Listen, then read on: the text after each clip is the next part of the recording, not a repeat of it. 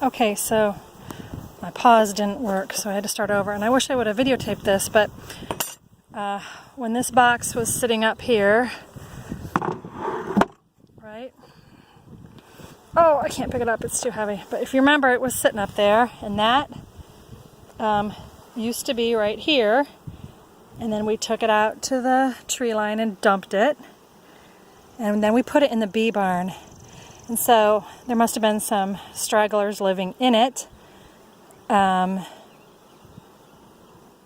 Living in the bee barn, in this box in the bee barn, because there was a bunch of larvae, baby larvae, probably drones, because that's all we had. And I'm guessing they pulled them out, because they do that when they can't feed the babies. They euthanize them. So I took that and I used my hive tool and I set it right here and I scraped off all that. Those were on the bottom. I don't know if you can see them. Right there on the bottom of this board. So you scrape down, scrape off whatever you got accumulated. You should do this, Clean your bottom board occasionally. How often? I don't know. What? Once in the spring and once before you head into winter? That's my wild guess. That's about when I do it. Anyways, and whenever I check for wax moth larvae or small hive beetle larvae, so maybe I clean my bottom board more often than that, but I haven't gotten any of those yet this year. And this is June 29th. So scrape it, and there they are. So my guess is why they pulled out the larvae is because they couldn't feed it. So there they are in the process of pulling out larvae. And these are drones, because that's what we had. We had drone laying workers.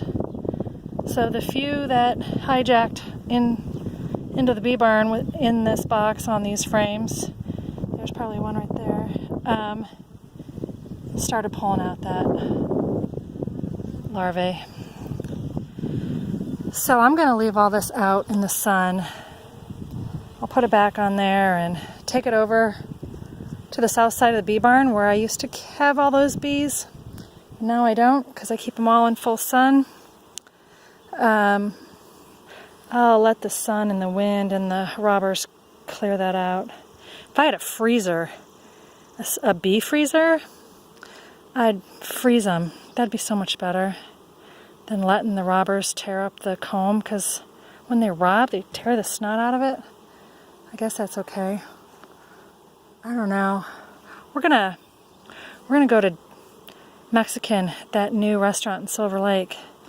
Colette says it's fabulous. I mean, it's a hole in the wall. Sometimes that's the best, but apparently they have good food. Or not, I don't know, but we always like to try out new places. So I did put them in there, but look, they're still coming back. So they're gonna be doing that. They're gonna keep coming back here. So I'll just keep knocking them off over here. And they'll keep coming back. I mean, there's not very many to begin with, so I don't want to lose what I barely have. So, I don't know, a couple times a day I won't need to suit up. I'll just take that whole little 2-frame nuke, because the bottom is attached. That's a homemade 2-frame nuke. And, my homemade vent rims, vent holes. All my hives in Kansas have them. Right, this one is covered with t-shirt. There's one there between a tiny honey super and a deep, because I bought medium frames and tried to stick them in a shallow super like an idiot, until I realized I was buying shallow supers and medium frames. So nixing the whole shallow everything and moving to mediums from now on. Probably what I'm thinking about doing for the future is every colony has a deep on the bottom, a 10 frame deep, and then anything above it is going to be mediums. So I'm going to let her lay up and let them honey up, all into mediums. I'm not going to do double deeps because I decided not to. That's why. Anyways, I'm going to put the lid on that and go clean up. Tom's on his way home from Tar Waters with Cosmos, and I wanted to ask him to get me a green marking pen so I can mark these queens. So maybe I'll do that next time I go. Anyways, that's what that was our next step. Oh yeah, I'm going to take you out to those bees out there in the tree line. We'll go out there and see them. They're all hanging out. So many drones. But I gotta clean up this mess before Tom gets back and change my clothes. Okay, so this vented bee suit. Yeah, I'm liking it. Yes, I am. There's no wind today. What is it, 150? Feels like it's 150. I don't know what it is. So this suit is nice. I probably still will wear a baseball cap because, let's see if I can turn this thing around. How do you turn the camera around? Huh, I don't know. Anyways, I would show you. Whoops. I don't know how to turn it around. I can do it on Marco Polo. I'll just turn it around because it's just you and me. So when you bend down, hello, you can get stung there. But if I had that baseball cap on, it would hold it away so that when I bend down.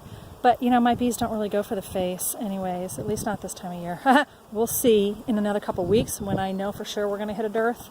Because this is June 29th, and there's not much blooming but some odds and ends, clovers.